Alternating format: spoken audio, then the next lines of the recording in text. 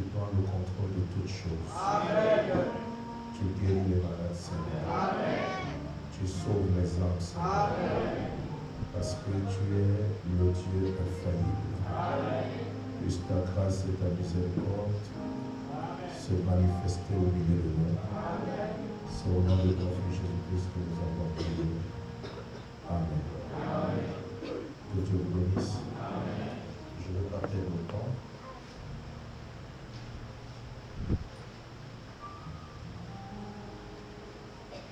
Marc chapitre 5.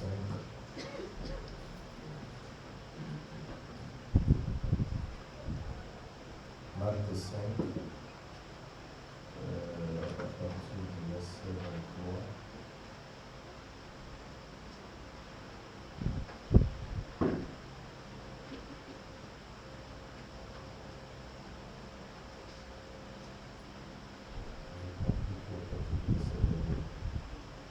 Alors vint un des chefs de la synagogue nommé Jairus, qui, l'ayant aperçu, se jeta à ses pieds.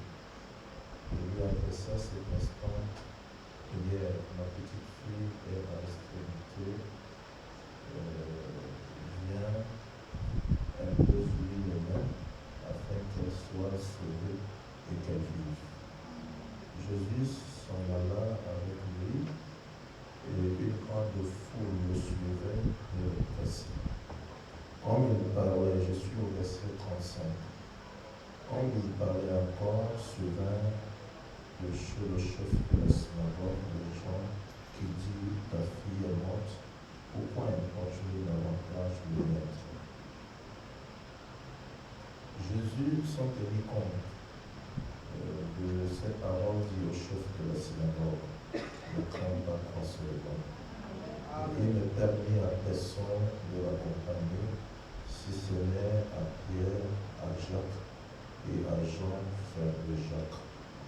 Ils arrivèrent à la maison du chef de la synagogue, où Jésus vit une foule brillante et des gens qui pleuraient et poussaient des cris.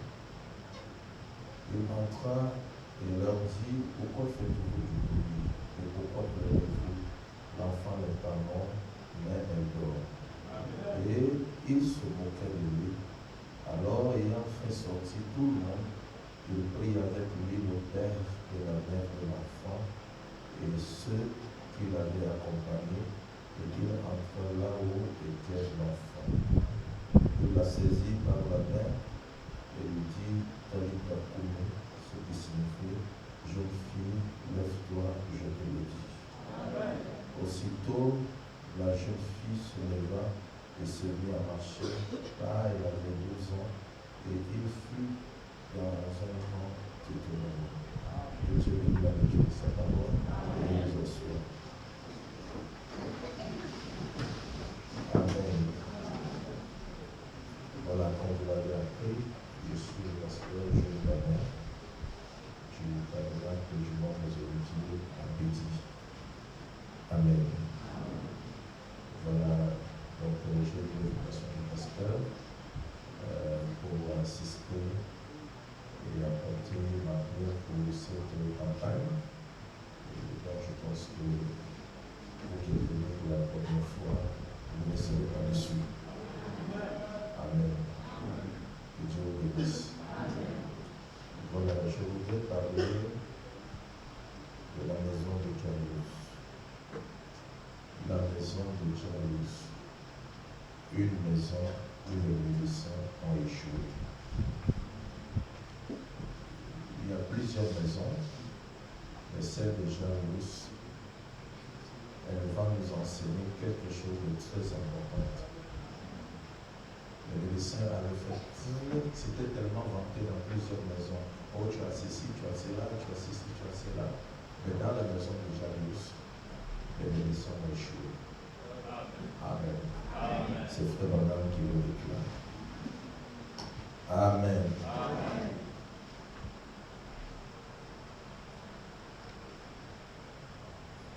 Frère Branham dit que Jairus était le genre de croyant qui croyait tellement en ses comptes. Il ne voulait pas extérioriser sa croyance. C'était le genre de frère qu'il n'aime pas tellement qu'on dise que lui, il est un frère. Mais seulement il croit quand même. Est-ce qu'on est ensemble? Amen. Il était ce genre de frère, peu importe les circonstances. Il vous dira toujours, non, moi je suis un frère. Mais il ne veut pas tellement que les gens sachent qu'il est un frère. Frère Branham, dans la brochure La résurrection de la fille de Jairus, au paragraphe 20, il nous dit, je pense que Jairus croyait en secret, il ne voulait pas que les gens le sachent. Donc Jairus était ce genre de croyant. Il était un croyant, mais un croyant en secret. Et Frère Branham dit que nous avons des gens comme ça qui croient, mais ils aiment être des croyants en secret. Est-ce qu'on est ensemble? Amen.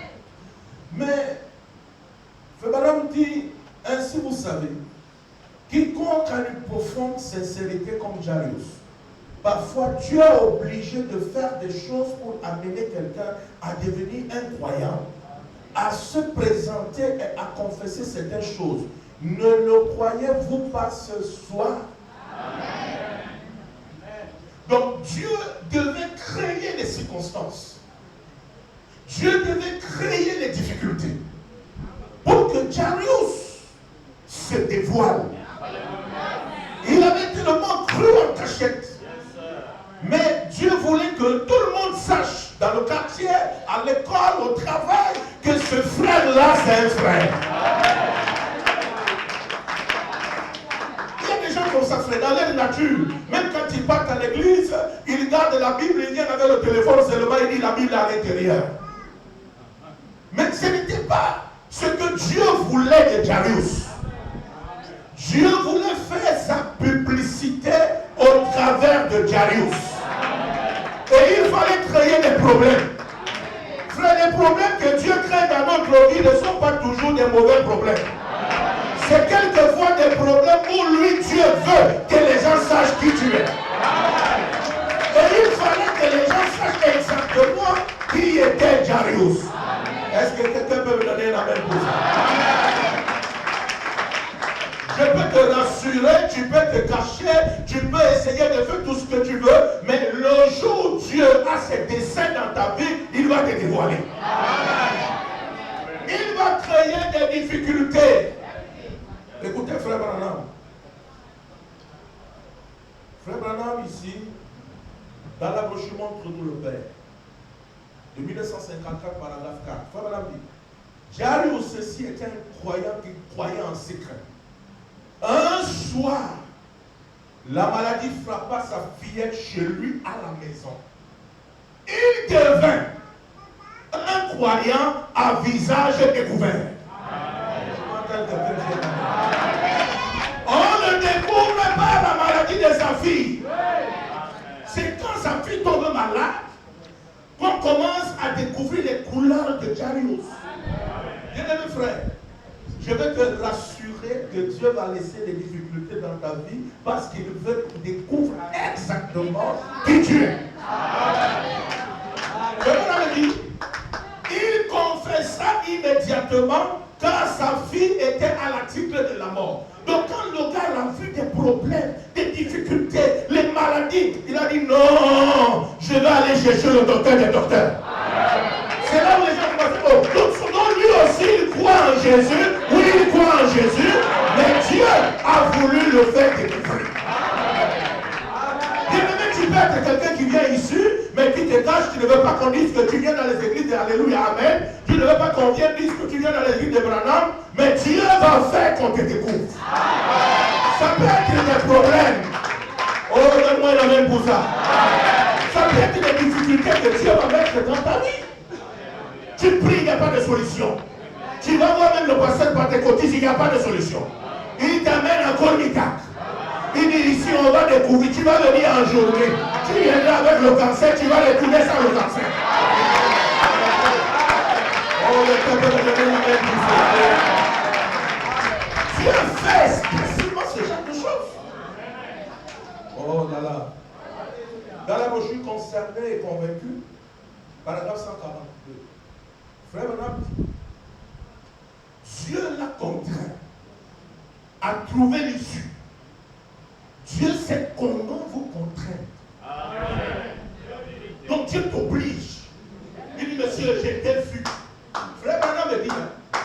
Dieu lui-même, vous étiez nombreux sur la terre. Il dit, savez-vous pourquoi Dieu vous a sauvés? C'est parce qu'il a vu quelque chose en vous qui était différent des autres. Qu'est-ce que Dieu a vu en vous qui était différent des autres? Frère Branham me dit, c'était comme ce petit bouton. C'était en toi.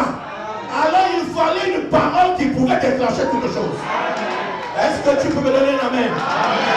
Dieu va déclencher quelque chose dans ta vie. Même si tu disais, non, moi, je respecte ces gens-là, mais seulement, je ne prie pas avec eux. Non, non, non, je ne prie pas avec eux. Dieu va te contrer. Il va créer des difficultés. Quelquefois, les difficultés de votre vie ne viennent pas parce que Dieu vous a maudit, ou que parce que vous êtes un mauvais croyant. Dieu lui-même est l'auteur de ces difficultés. C'est parce qu'il veut te dévoiler. Il veut que ta vraie nature se manifeste. Donne-moi la main pour ça. Dans la brochure Moïse, le grand serviteur, paragraphe 12, Frère Branham me dit, ce que Dieu est déterminé à faire s'accomplira. Oh, cela vous donne-t-il un sentiment merveilleux? Ce que Dieu est déterminé à faire s'accomplira absolument. C'est vrai. Et il le fera de toute façon. Ce que Dieu est déterminé, il va le faire. Même si tu refuses de prier, il va quand même le faire. Parce que le choix de Dieu ne dépend pas de toi, mais le choix de Dieu dépend de lui. Oh, donnez-moi la main. Et maintenant, il dit que c'est comme la semence que nous sortons. Il dit cette semence-là, c'est une seule semence qui vient à la vie. Tous les autres meurent. Il dit pourquoi ça meurt? C'est parce que Dieu voulait que c'est toi qui viennes à l'existence. Et Frère Branham vient de nous préciser que Dieu savait que si c'est toi qui dois venir à l'existence, il faut qu'il y ait quelque chose en vous que les autres ne possèdent pas. Et la chose que j'ai en moi, c'est la parole. Et quand la parole est en vous, bien-aimés frères et sœurs, même quand vous étiez en train d'aller dans les boîtes de nuit, la parole est en vous. Même quand vous étiez en train de boire dans les bars, la parole était en vous. Mais Dieu attendait une saison. Il me semble que voici la saison. Il me semble que c'est la saison dans laquelle Dieu veut toucher quelqu'un. Il va couper les liens de l'esclavage, les liens de la cigarette, les liens de la débauche, les liens du mensonge. Il fait cela parce qu'il a mis lui-même quelque chose en toi que les autres ne possèdent pas. Alléluia. Pourquoi on dit ceci?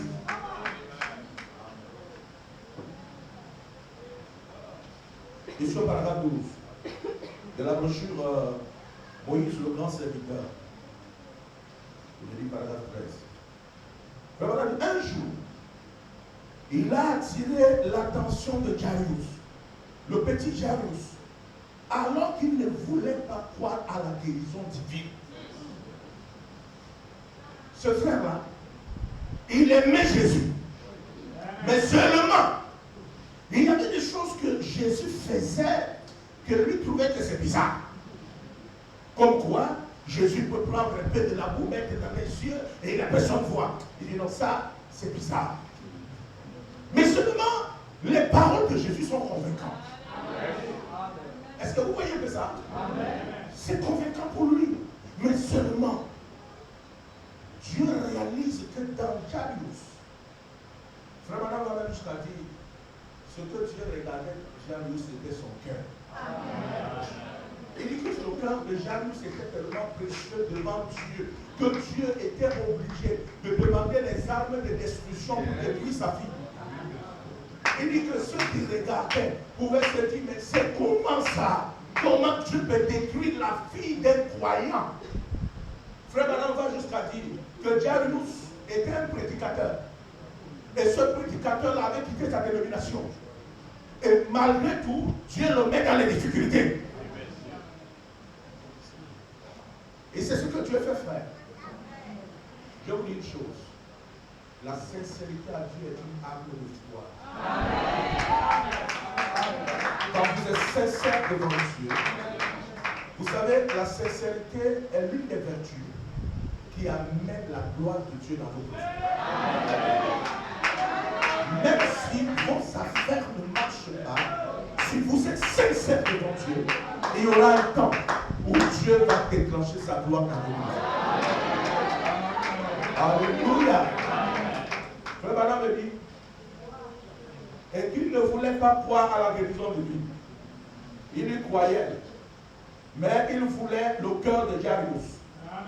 Tout ce qu'il a pu faire, tout ce que Dieu a pu faire, c'était de frapper la fille de Jairus et de la laisser mourir, afin que Jésus vienne la ressusciter.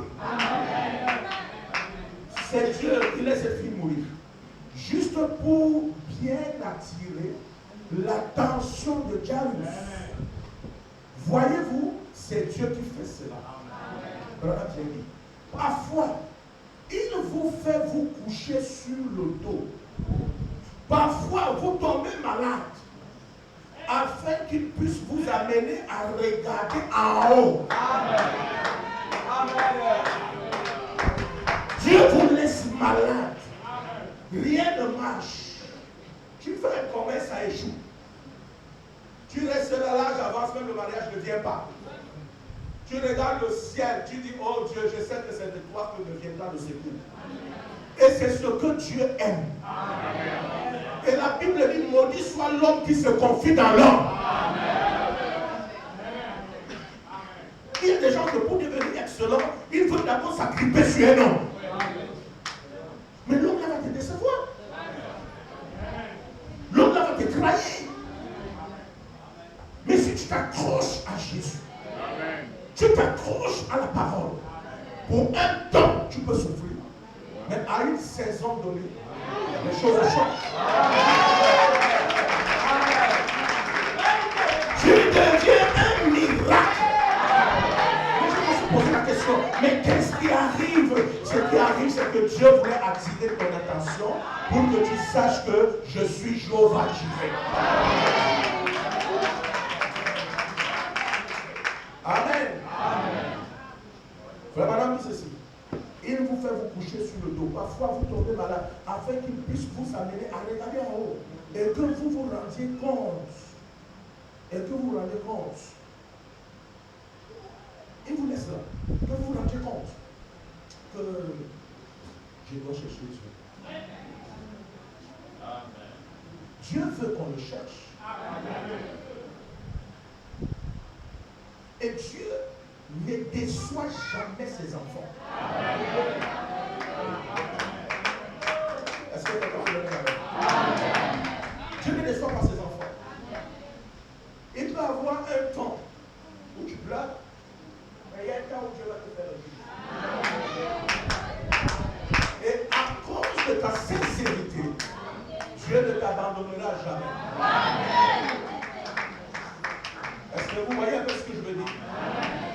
Je veux dire en d'autres termes que ce que Dieu voulait de Jairus, c'est que le cœur de Jairus soit tourné vers lui. Et ce soir, peut-être tu es là. Tu dis, ok, je vais aussi venir voir. La soeur est tellement invitée. Mon voisin m'a invité. Je vais aussi venir voir. Qu'est-ce qui va se passer? Dieu aime ça. Est-ce qu'on est ensemble? Dieu aime ça. Dieu aime quelquefois que vous venez avec curiosité. Et quand vous venez avec curiosité, Dieu honore sa parole. Amen. Amen. Amen. S'il y a un monsieur qui respecte toujours son contrat, c'est Dieu lui-même. Dieu respecte son contrat. Amen. Dans Jairus et la guérison divine, paragraphe 30, on a dit ceci. Mais Jairus, je peux me le représenter maintenant. il est obligé de partir. L'heure a sonné, il doit mettre sa foi en action. Alors quelqu'un doit être venu lui parler disant Jésus arrive. Est-ce qu'on est à ça? Amen. Frère Madame, quelqu'un veut dire à Jairus que Jésus arrive. Et frère Madame dit, c'est dans la maison de Jairus que les médecins ont échoué. Amen. Là, dans la maison de Jairus. Frère Madame dit, ils ont fait un diagnostic. Ils ont découvert que la fille de Jairus avait un problème de cœur. Et les médecins ont dit, elle va mourir. Ils ont dit tellement des propos pour que la foi de Jairus baisse. Et les voisins se tenaient à la fenêtre et ils disaient, oh là là, une petite fille comme ça, elle a fait quoi? Elle n'a que 12 ans. Qu'est-ce qu'elle a fait? Et quand les voisins parlaient, et ça faisait des pleurs. Oh, on pleurait. Et le médecin vient, il voit Jairus, il dit Jairus, tu es un fidèle ou un patient fidèle. Je ne peux pas te cacher pour que tu te gaspilles plus d'argent.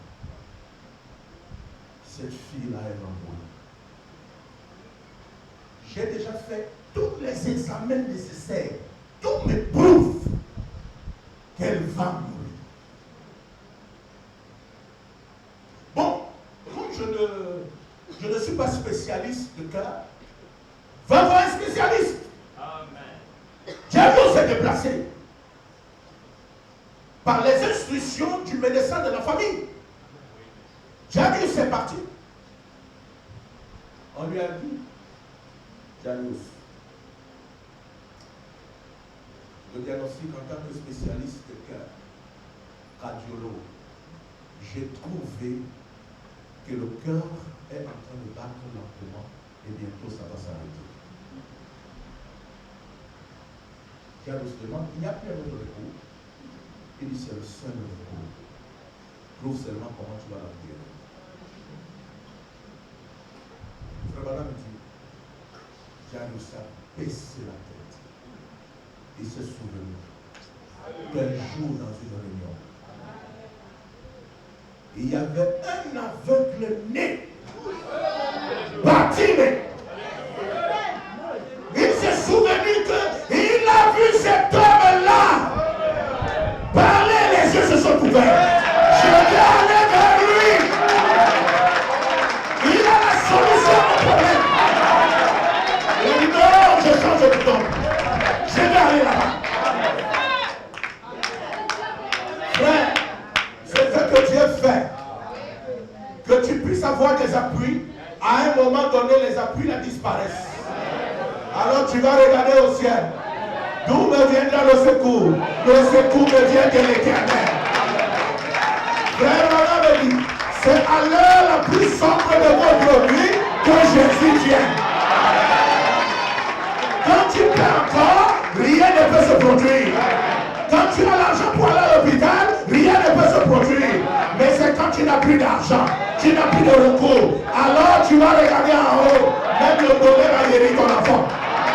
Il va caler la main pour ça. Il faut faire l'antibiotique. Il faut faire l'antibiotique. Là, on n'a plus de recours. Bébé, viens t'asseoir ici.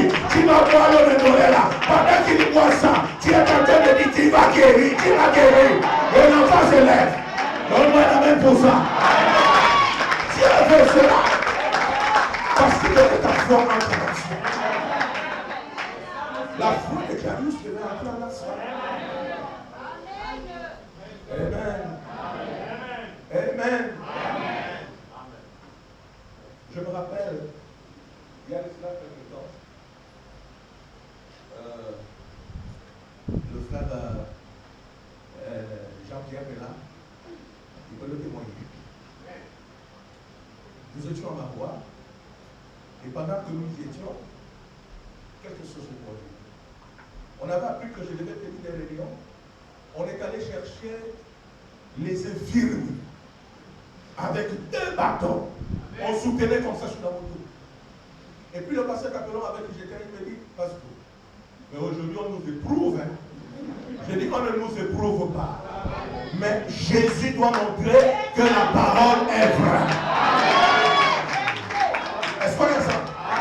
Le frère Jean-Pierre était là présent.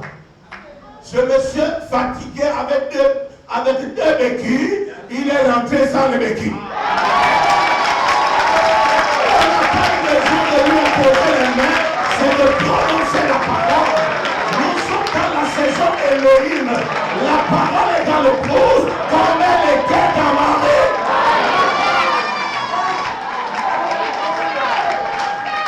Écoutez, le madame me dit, ce qui a fait la force de David, c'était les expériences que David avait traversées.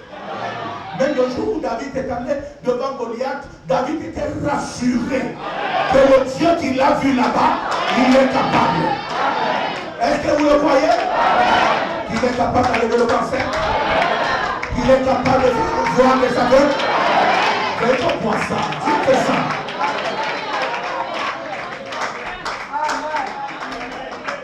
J'ai vu ça au Polo, à l'extrême nord. Une maman aveugle venue comme ça là, on l'arrêtait. Elle ne voyait pas. Et puis on a prié. Le pasteur dit, mais elle ne voit pas. Je dis, mais pourquoi? Elle doit voir. Comment on vient malade, on rentre malade. Je dis, ce n'est pas ça le message de Branham. C'est ça qui fait que les moyens du message commencent à aller chez les pentecôtistes attachés. Parce qu'ils ne trouvent pas la solution. J'ai dit, ok, on va reprendre la prière. On va prier. J'ai dit, maman, tu es venue ici pas pour rentrer que tu ne voies plus, mais pour que tu voies. Après, ça n'a pas fait des minutes, les yeux se sont ouverts.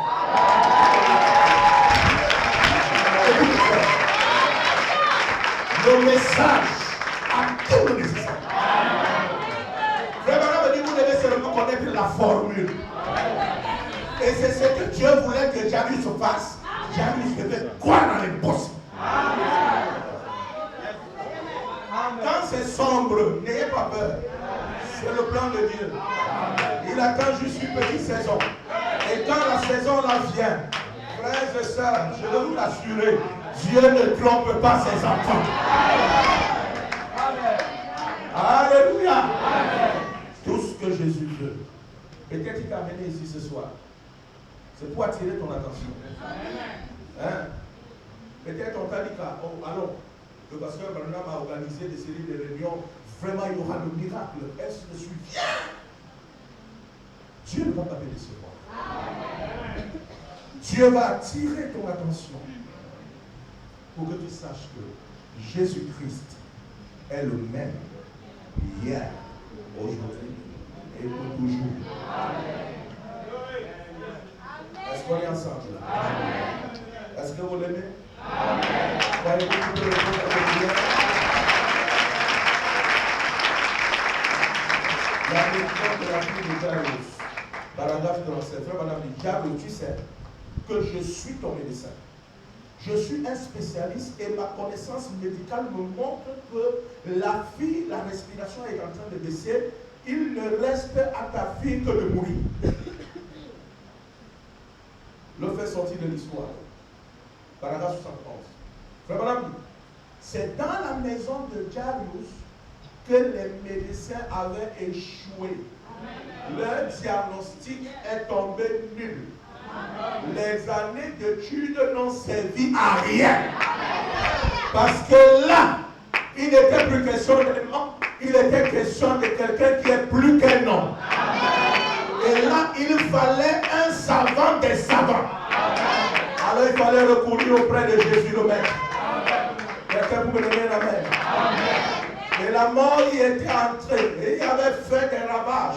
Elle avait pris l'unique enfant de ce foyer. La petite fille de 12 ans. Et on l'avait allongée sur le divan. Alors que ce jeune prédicateur, au cœur brisé, avait dû abandonner sa dénomination et tous ses amis. Mais il s'est souvenu qu'il y avait un Dieu de l'histoire qui pouvait ressusciter les morts. Et il est allé à sa recherche. Cherchez et vous trouvez. Frappez et l'on vous ouvrira. Demandez et l'on vous donnera. Il est toujours le même Dieu. Il y a des gens qui pensent que la solution à leurs problèmes, ils peuvent se coucher seulement à voir ça. Il dit quoi? Cherchez. Et vous frappez et l'on vous ouvrira. Demandez et l'on vous donnera. Il y a des situations qu'on ne peut que recevoir au travers des genoux. Les genoux changent tout.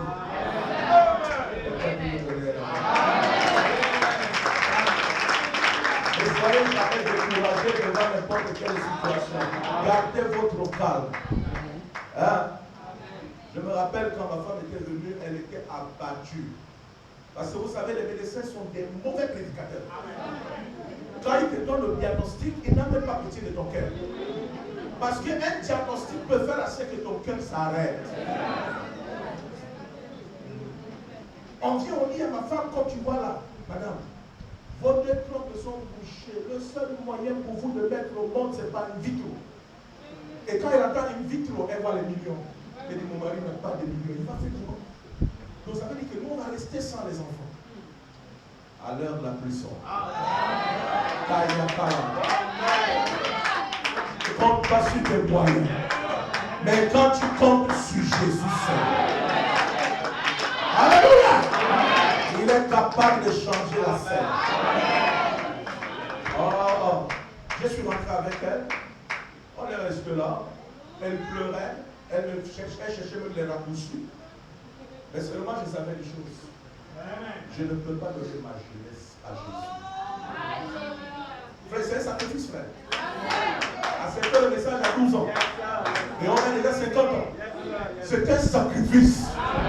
On ne peut pas être sincère pour donner notre jeunesse à Dieu. Et Dieu nous laisse comme ça. Non, c'est impossible. C'est impossible. C'est impossible.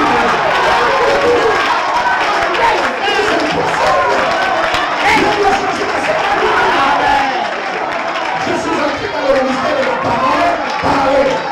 J'ai commencé à appeler au nom des enfants. Quand je dis étoile, quand je dis Joseph, j'en ai 5 aujourd'hui.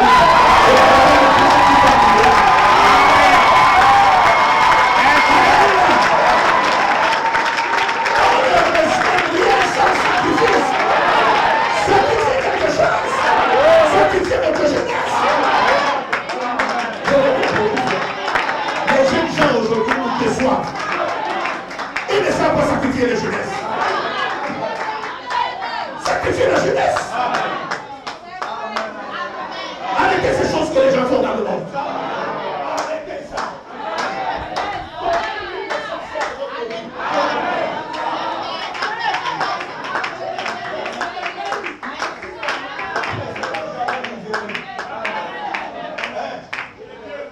Il vous donnera des richesses.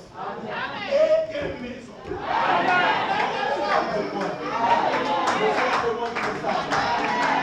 Il m'a donné une maison, il m'a donné des maisons. Pourquoi? Parce que j'aime le message de ça.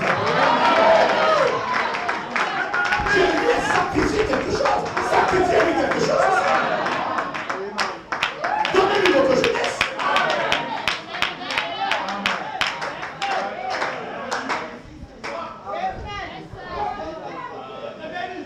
Il me semble que ce soir je suis venu pour toi. Dieu est en train d'attirer ton attention. Il veut changer quelque chose dans ton histoire. Il semble que ton histoire, il y a eu trop d'obscurité. C'était trop sombre. Pourquoi? Parce que tu n'avais rien sacrifié. Sacrifie le copain, tu vas voir. Sacrifie la copine, tu vas voir. Il va te donner un vrai mari. Il n'y a pas de sacrifice. Et Dieu reçoit quelqu'un. Impossible.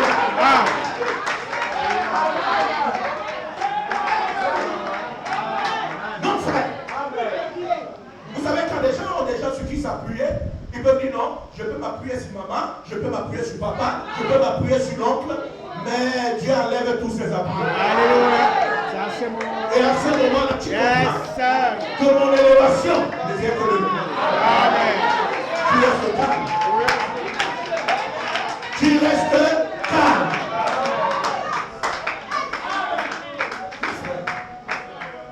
Tu restes calme.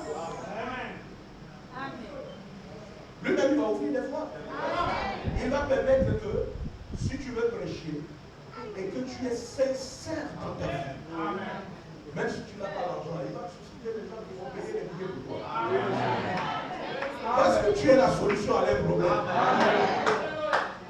Amen. Amen. Amen. Amen. Vous savez, c'est parce qu'ils font beaucoup de la vie. Parce que tu penses que je vais te payer le billet 748 000 pour rien. C'est parce que je sais que je vais tirer en toi. Et on a baptisé 248 personnes. Est-ce qu'on est ensemble? Est-ce qu'on est ensemble?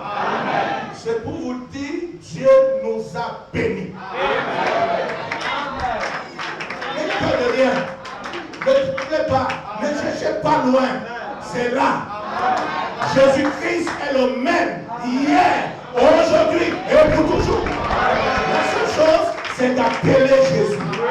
Quand il vient sur la scène, les choses changent. Ça passe. Amen. Dieu vous bénisse. Laissez-moi encore une déclaration de Frère Branham.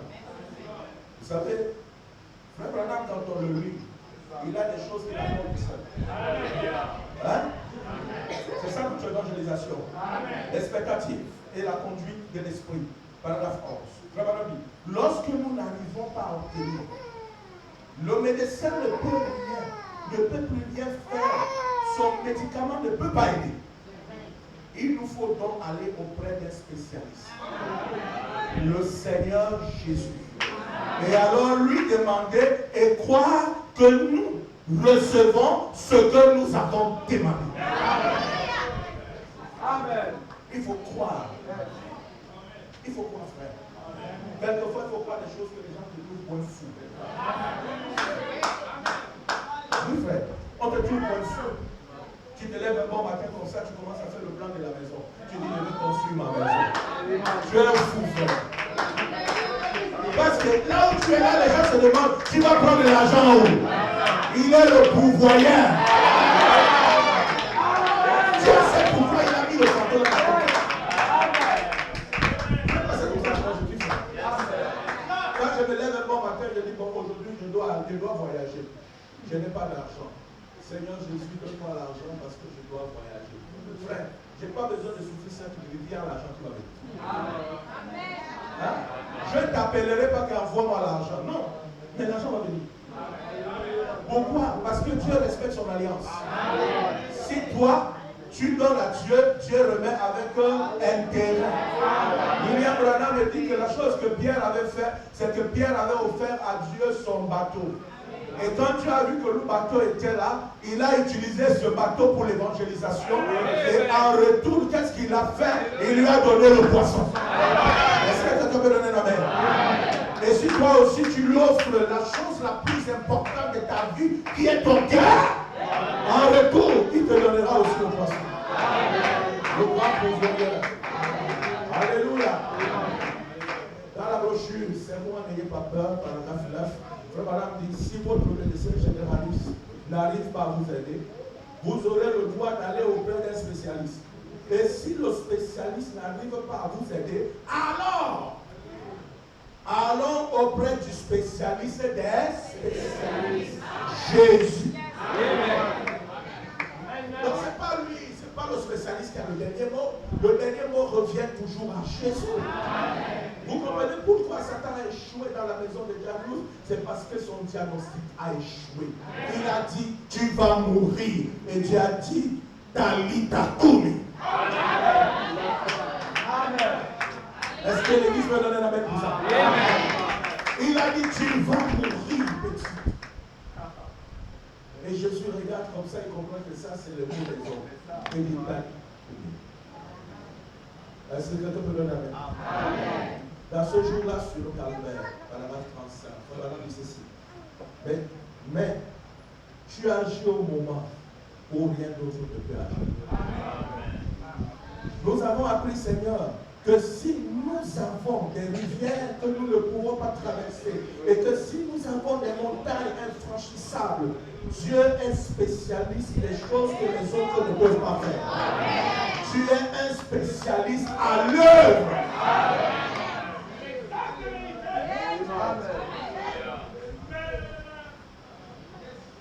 peur.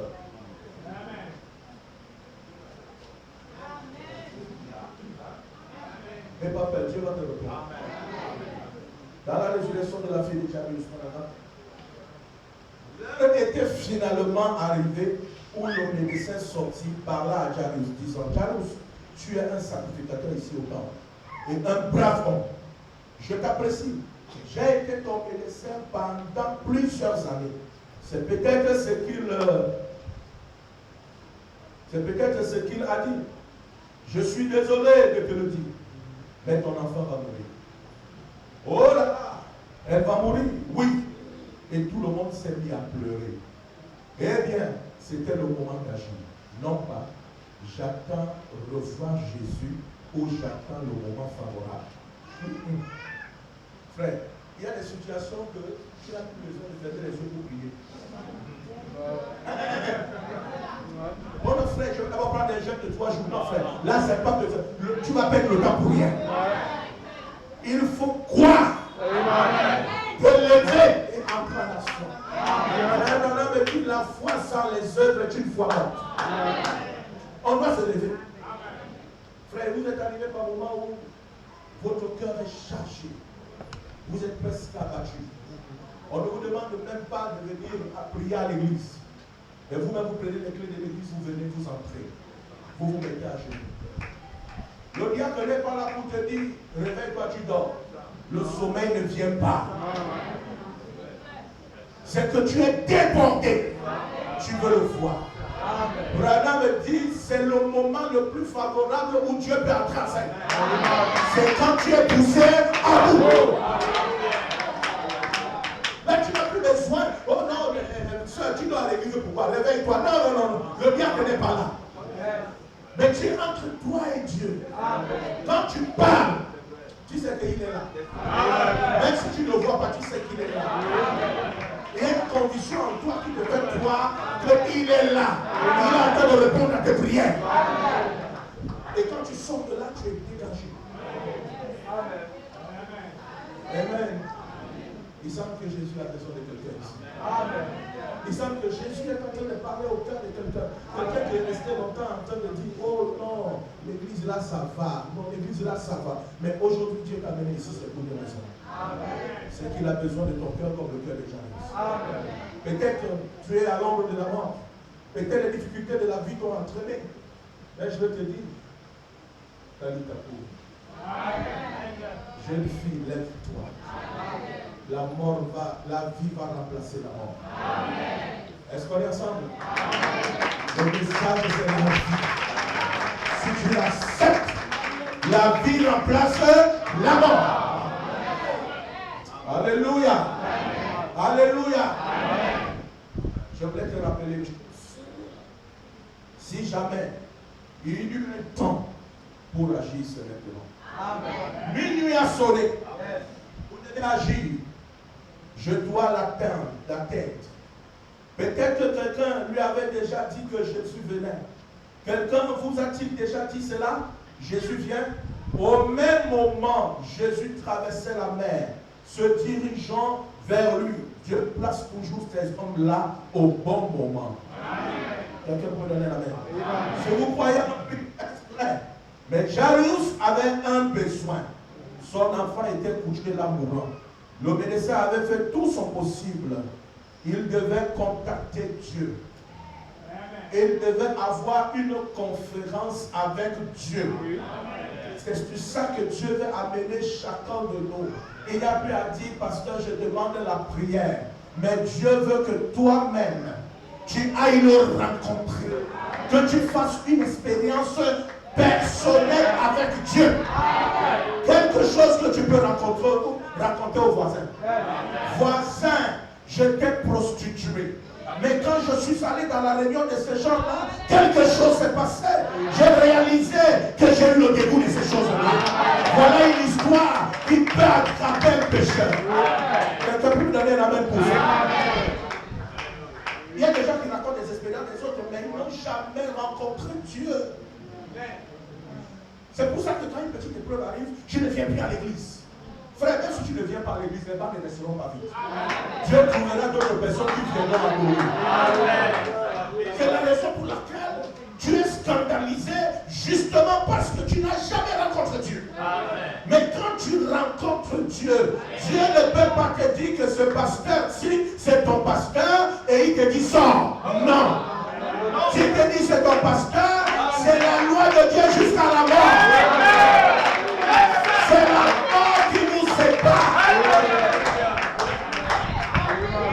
Quelqu'un peut me donner un amen pour ça? C'est la raison pour laquelle les gens ont des problèmes parce qu'ils n'ont pas rencontré Dieu. Petite situation comme ça parce que je suis scandalisé. Le Dieu devient le diable. Pourtant hier on dit que non, c'est lui Dieu. Maintenant après on dit c'est lui le diable.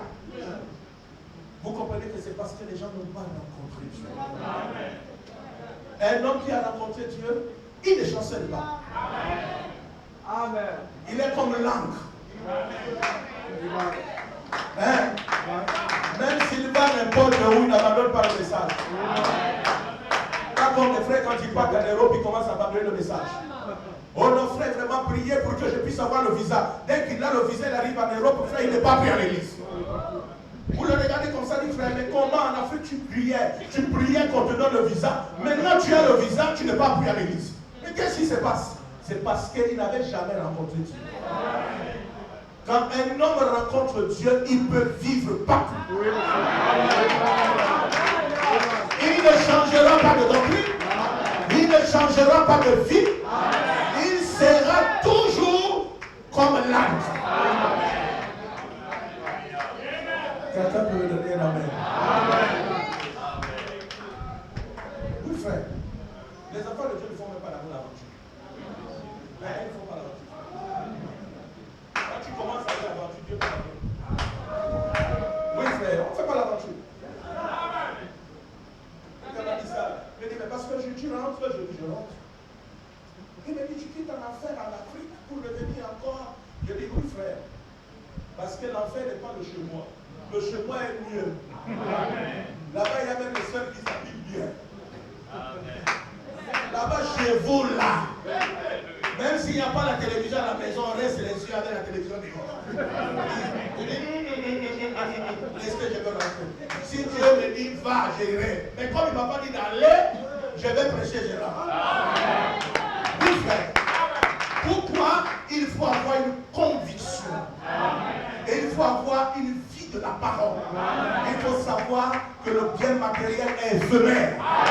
Ce qui compte, c'est Jésus dans ton cœur. Quand Jésus est là, il va te donner le matériel. On va chercher les raccourcis. Tu changes les noms. Tu commences à changer même les passeports. Tu commences, non frère, ne fais pas des choses pareilles. Dieu n'est pas dedans. Sois toi-même. Et Dieu va t'honorer. Dieu honore ses enfants. Donne-moi ta main, amen pour ça. Et je vois que tu n'es pas venu ici. Dieu doit t'honorer. Dieu doit t'honorer, frère. Parce que tu as pris du sérieux avec le message. Tu as pris du sérieux avec le message. Tu ne joues pas avec ça. Tu n'es pas un blabeur. Tu n'es pas quelqu'un qui est toujours en train de rire avec les femmes. Là, tu ris, là, tu montes, tu descends. On te voit, tu marches avec les frères. Tu es seulement le pasteur, l'exhortateur des soeurs. Non, frère, ça, tu n'es pas un bon frère. Ce n'est pas l'évangile du matin. L'évangile du matin nous a enseigné comment un frère peut marcher. Frère, il y a des bornes qu'il faut mettre pour que Dieu ne t'abandonne pas. Parce que Branham nous a dit, Branham nous a dit que Joseph, malgré le Saint-Esprit qu'il avait, il ne pouvait pas résister devant la femme de Potiphar. La seule chose que Joseph devait faire, c'était de fuir. Mais comme les gars sont très spirituels que Joseph, il veut jouer avec le diable. C'est la raison pour laquelle aimer le message et mettez les morts. Mettez les morts. Dieu va vous honorer. On ne consacrera, on ne va plus consacrer des mariages ici. Les frères se connaissent d'abord. Non, mon frère, on ne fera plus. Le frère restera chaste ça s'enchaîne après, on les bénit. Pas de rafistollement. Notre message est un message pur. Quand tu poses les meilleures bases, Dieu t'honore. Et Dieu honore ses enfants. Quelqu'un peut me donner la même pour ça. Dieu a honoré Darius. Avec la puissance de la vie de Darius, il y a eu un prophète qui a crié David Akoumi. Que même si ta vie commence à descendre, il a le dernier mot. Il va aussi dire là, ce jour-là, David Akoumi, tes affaires vont ressusciter. Amen. Amen. Frère Madame dit que quand un homme est poussé à bout, comme cela, il va trouver quelque chose. Alléluia. C'est là que j'ai dû en arriver une fois. Branham dit qu'il est arrivé là une fois. Quand les choses sont devenues sombres dans sa vie. Il regarde comme ça, il voit que le gars est en train de mourir. Il regarde Dieu au ciel, il sent que c'est la main de Dieu. Il entre en conférence avec Dieu. Il dit Dieu, tu sais toi-même, je t'ai servi avec fidélité. Et cette femme m'a servi avec fidélité. La preuve, c'est qu'elle m'a accompagné dans mon ministère. Elle a toujours été à mes côtés, repassant les habits et faisant ceci et cela. Mais aujourd'hui, tu veux la retirer. Donc, Dieu, si tu la retires, c'est que tu m'as tué. Dieu est obligé, par la loi de son alliance, de descendre de lui-même pour dire à son serviteur, le prophète, avant que le bistouri ne la touche, le kiss va disparaître. Oh, quelqu'un peut me donner la même chose. C'est des alliances que Dieu n'est pas prêt à rompre. Mais si ton cœur te reproche là, tu vas parler comme ça.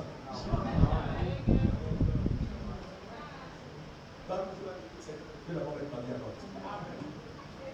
La mort, comment tu vas mettre ta vie à l'autre? La mort est déjà là, frère. Le temps de dire que Dieu va mettre la vie avant la personne.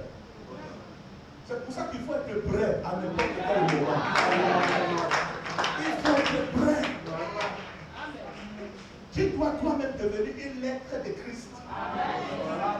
Quand les gens veulent parler de quelqu'un, on se réfère à toi. Parce que tu es un modèle. Me donner la même Dieu veut sauver quelqu'un. Le petit Jairus l'avait rencontré et a dit, maître, ma fille est couchée là, à l'article de la mort. Ne veux-tu pas venir la guérir? Et il a dit, j'irai. Il a dit, viens lui imposer les mains. Eh bien, ça, c'était son point de contact. Imposer les mains. Pour la femme, son point de contact était de toucher son vêtement. Qu'il te soit fait selon ta foi. Le voilà parti. Et je peux voir le petit Jairus. Il n'en faisait pas cas. Il était déjà en contact avec Jésus. Une fois qu'un homme entre en contact avec Jésus, c'est un homme différent. Yes.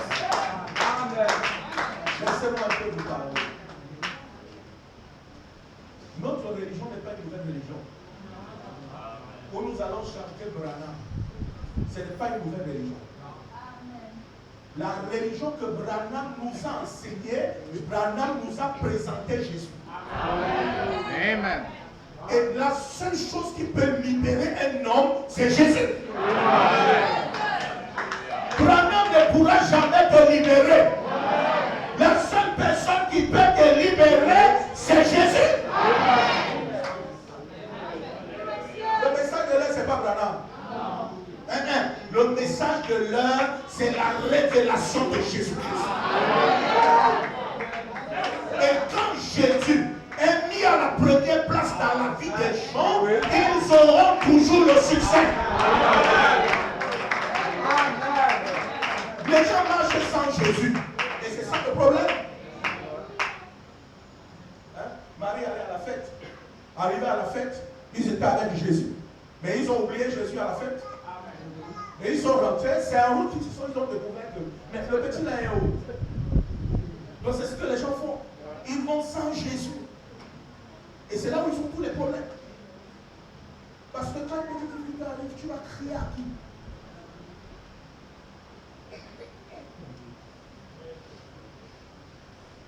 Allez voir le fanatisme. Ça ne vous fait pas. Mais madame dit, c'est vrai. Il souriait. Il n'en faisait pas cas. Tous les sacrificateurs étaient là. Bonsoir frère. Il s'avançait et il n'en faisait pas cas.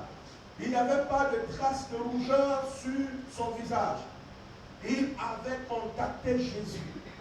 Et il a regardé et a vu Jésus. Tout va bien maintenant.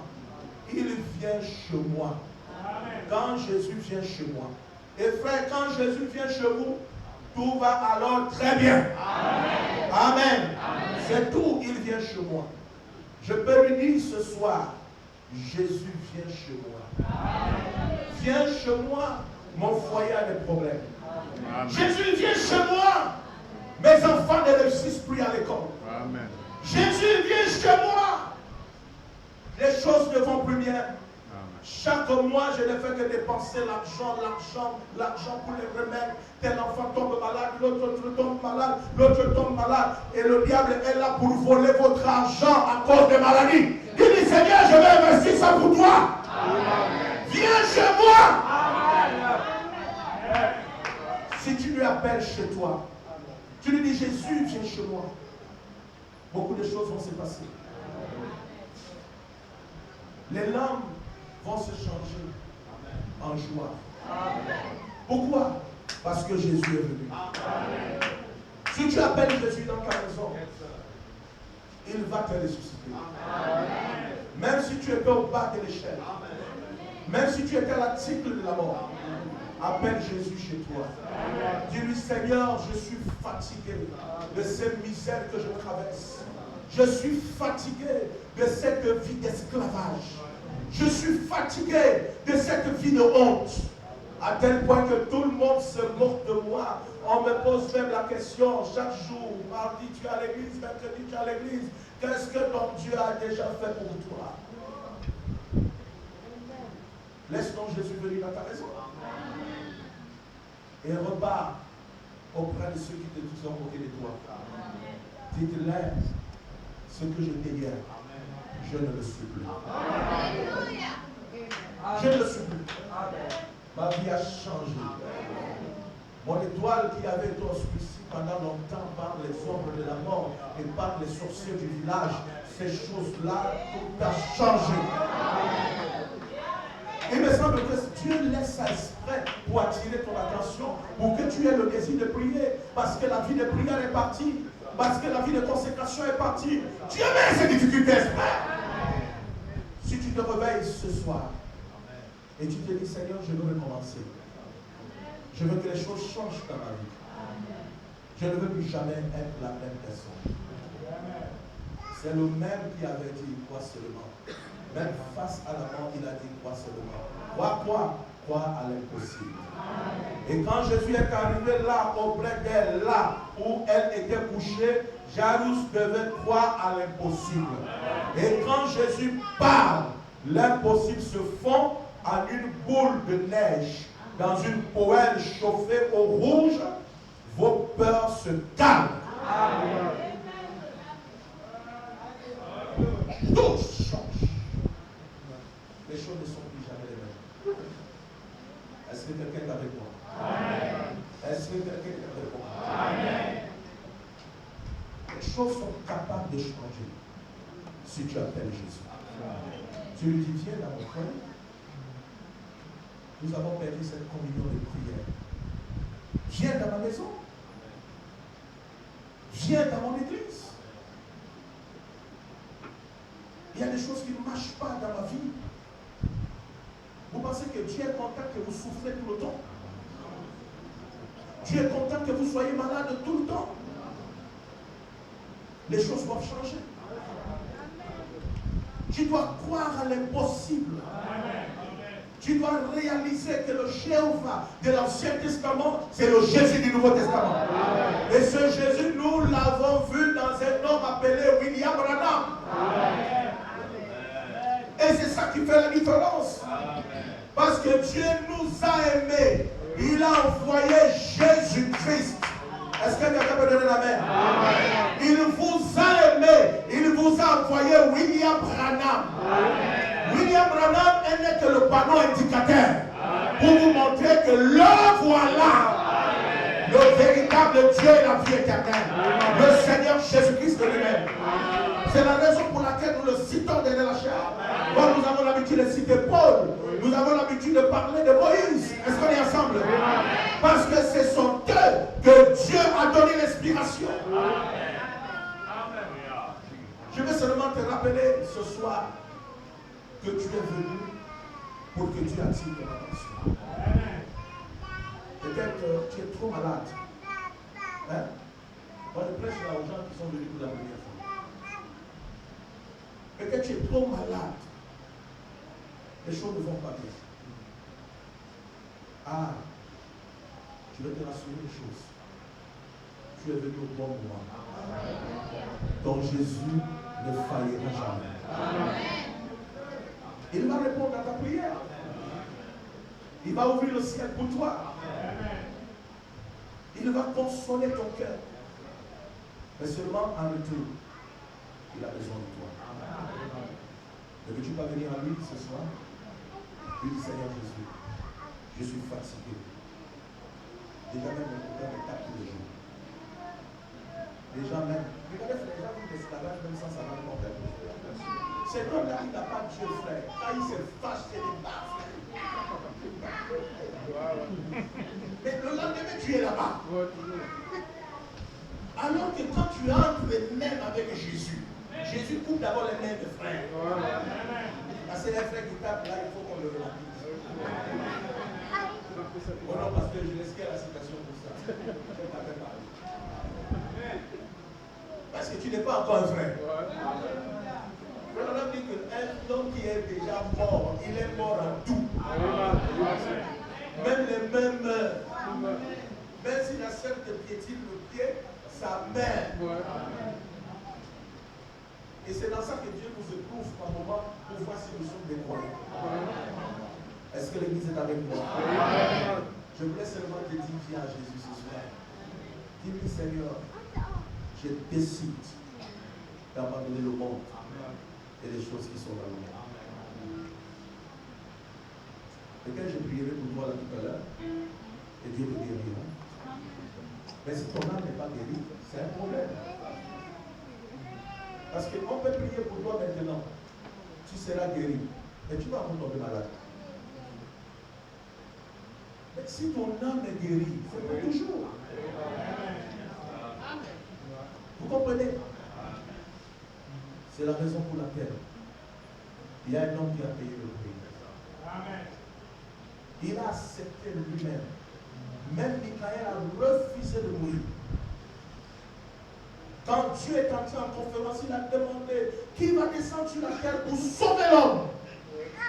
Il a vu Gabriel. Gabriel a dit, c'est une épreuve difficile, je ne peux pas. Michael dit, je ne peux pas. Lui-même, Dieu, s'est formé un corps. On l'a appelé Emmanuel. Dieu est avec lui. Je peux entendre cette cri ce jour-là au calvaire. Mon Dieu, pourquoi m'as-tu abandonné? Tout cela, c'était à cause de ma souffrance. Parce qu'il voulait m'arracher de la mort. Il acceptait prendre ma place. Si aujourd'hui tu es là, il a pris ta place. Et il t'appelle pour que tu viennes à lui. Il veut que tu abandonnes le monde. Tu abandonnes les choses qui sont dans le monde. Il veut que tu prennes une vraie décision. Celle de marcher avec Jésus. Est-ce que tu peux te mettre debout un instant? C'est ton Dieu.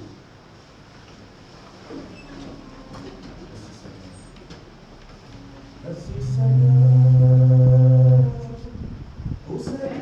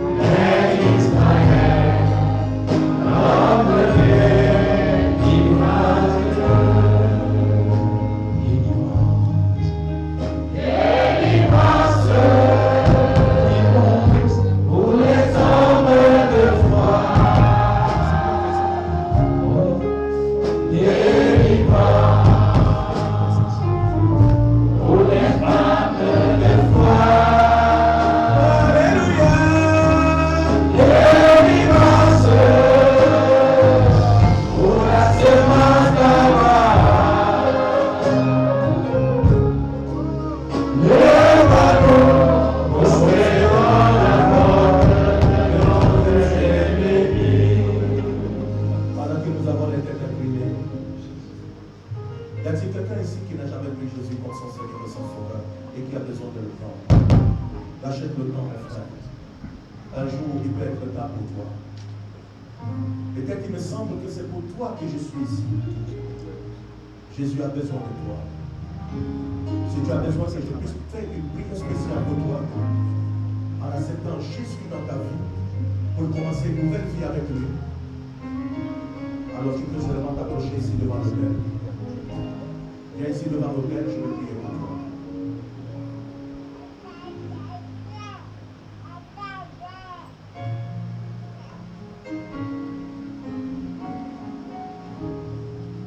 Tu as besoin de Jésus. Tu as besoin de le prendre dans ta vie. Il me semble que les choses ne marchent pas bien. Viens ici, on va prier pour toi. Dieu te bénisse, ma soeur. Y a-t-il quelqu'un d'autre? N'ayez pas honte. La Bible dit que celui qui aura honte de moi devant les hommes, moi aussi j'aurai honte de lui devant mon Père et les saints anges. Dieu ne peut pas attirer ton attention comme ça pour rien. Dieu te bénisse, ma soeur. Tu as besoin de Jésus. Tu veux lui consacrer, lui donner ta vie. Tu veux lui prendre comme ton Seigneur et ton Sauveur. Tu veux abandonner le monde et les choses qui sont dans le monde. N'aie pas honte. Viens à Jésus ici.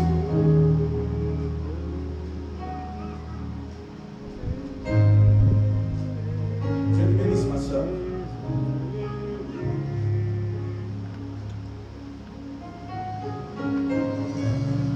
Dieu te bénisse, ma soeur. Jésus connaît ton cœur.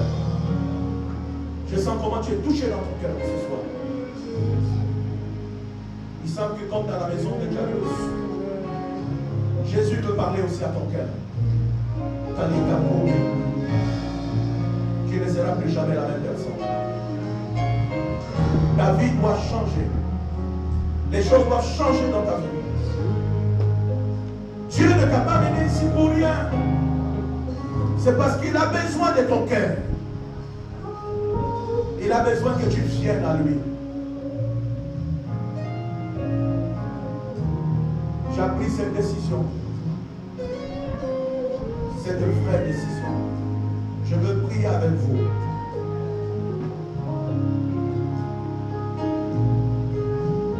Vous allez répéter cette prière pendant qu'on a été incliné. Je veux prier avec vous. Vous allez répéter cette prière. Seigneur Jésus, à partir de ce soir, nous prenons la décision d'abandonner le monde et les choses qui sont dans le monde et commencer une nouvelle vie avec toi. Accepte-nous ce soir afin que nous puissions être les partisans du royaume. Nous t'acceptons dans notre vie. Au nom de Jésus-Christ. Amen. Je veux prier. Seigneur Jésus, ces hommes et ces femmes sont venus ici parce qu'ils ont pris la ferme décision de te suivre. Ils ont décidé d'abandonner le monde. Satan est rusé. Quelquefois, il apporte des découragements. Quelquefois, il met des mauvaises personnes sur notre chemin pour nous faire croire que ce n'est pas le bon chemin. Mais ces hommes ont pris la décision. Ils n'ont pas eu honte, Seigneur, de ce que les gens diront. Oh Dieu, accepte-les, Seigneur. Jusqu'à dans les eaux du matin, au nom du Seigneur Jésus-Christ. Que le monde soit derrière eux. Au nom de Jésus. Si vous êtes venu ici malade,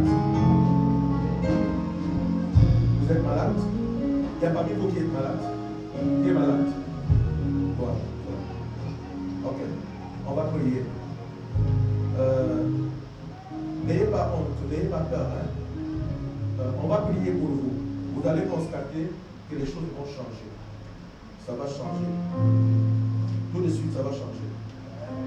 Hein? Le diable va vous quitter. Papa, toi, tu es malade, tu as quoi? Tu as une AVC. Il y a rien, il y a des choses qui ne fonctionnent pas. Le bras. Ok. On va prier pour que le bras là puisse fonctionner tout de suite. Ça va fonctionner. Je connais un monsieur comme ça qui avait les mêmes problèmes que vous. Le bras a fonctionné. Ça peut fonctionner. C'est Jésus qui le fait, ce n'est pas un homme.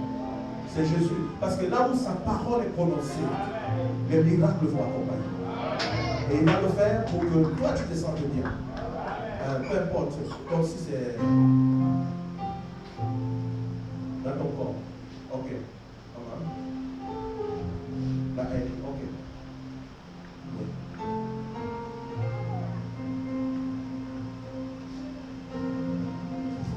Ok.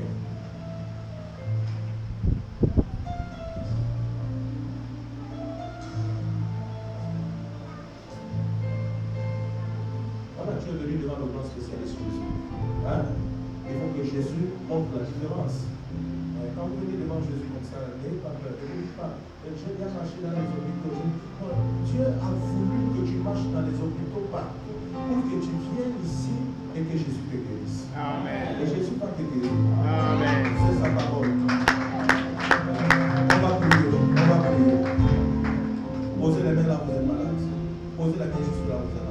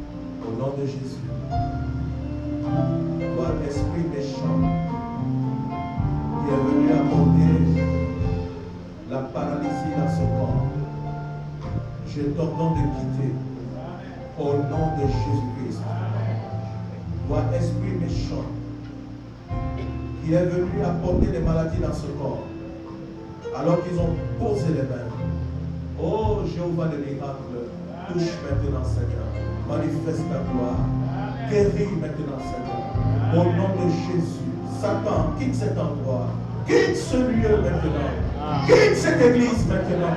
Tu n'as plus de place ici. Alléluia. Au nom de Jésus-Christ de Nazareth, Satan sort de ces gens. Au nom de Jésus-Christ, qu'il soit libéré, qu'il voie le changement. Au nom de Jésus. Les choses qui sont dans le corps. Les choses qui sont dans le corps,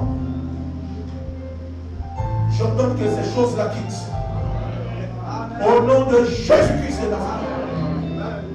Satan, libère ces gens. Quitte-les. Qu'ils soient libérés. Au nom de Jésus-Christ de Nazareth. Maintenant même, je leur accorde la guérison. Dans le nom puissant de Jésus-Christ. Pour que ceux qui ne marchent pas commence à marcher. Amen. Dans le nom de Jésus-Christ, nous avons prié. Amen. Amen. Est-ce que vous avez ma connaissance?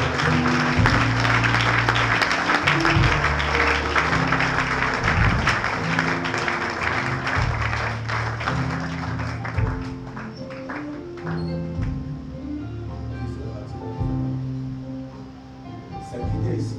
C'est parti là-bas. Elle dit que ici ça chauffait et elle a senti que ça va. Mais ici, ça continue, n'est-ce pas? Même là, ça doit partir. Au nom de Jésus, Satan, libère cette dame. Je maudis la maladie sur elle. Au nom de Jésus. Quitte-la maintenant. Quitte-la maintenant. Au nom puissant de Jésus-Christ. Que la chose disparaisse. Amen. Tout ce qui a été planté dans ce corps. Libère-la maintenant. Au nom puissant de Jésus-Christ. Amen. Maintenant c'est comment? Ça va mieux. Est-ce qu'on peut donner l'acclamation au Seigneur?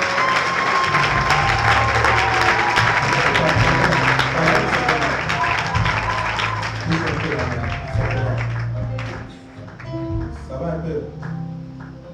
Hein? La main, ça va un peu. Tu peux t'en la main. Ok, on va prier pour son pied. Il dit qu'il ne sent plus la paralysie au niveau de la main. Mais là, il sent la paralysie au niveau du pied. On va prier pour que le pied aussi ne soit plus paralysé. Amen. Dieu va le faire. Oui, monsieur. Ne doutez pas.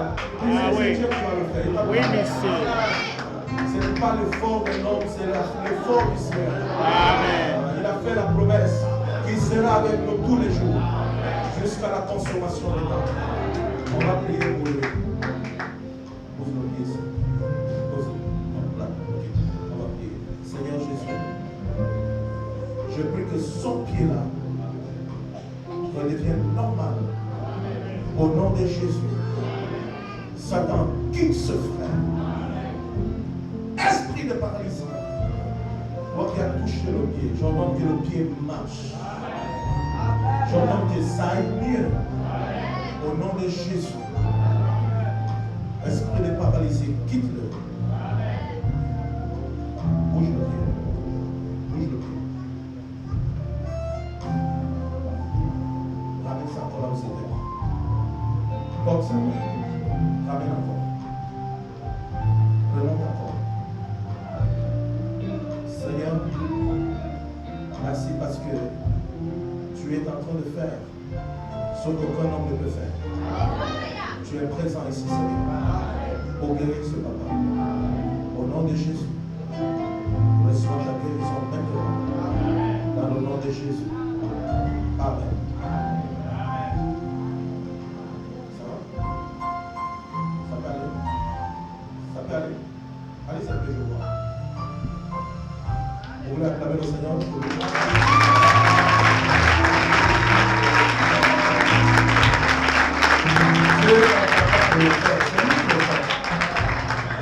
Maintenant, prends ta main droite, pose sur la tête. Prends ta main droite, pose sur ta tête. Je vais prier. Seigneur Jésus, quel que soit ce qui est dans cette salle, depuis le premier banc jusqu'au dernier banc, j'enlève les mains de Satan. Au nom de Jésus-Christ, j'ordonne que tout esprit de myome, tout esprit de fibron, oh, quel que soit l'endroit où il se trouve, oh Dieu, quelle que soit la maladie, je la maudis ce soir. Au nom de Jésus-Christ, reçois ta guérison là où tu te trouves. Dans le nom de Jésus-Christ. Amen. Est-ce que tu peux donner une forte acclamation au Seigneur?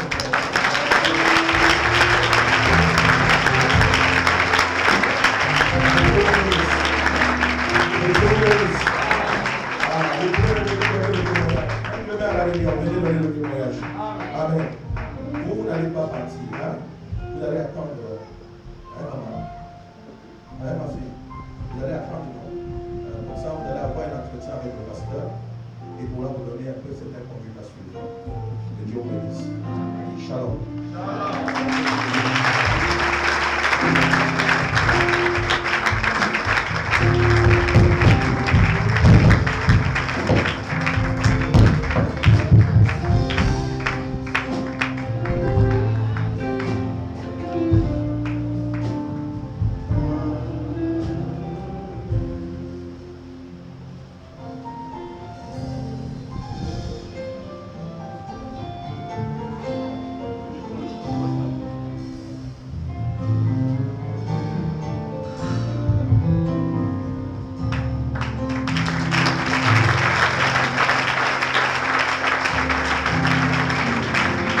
Amen. Une bonne acclamation.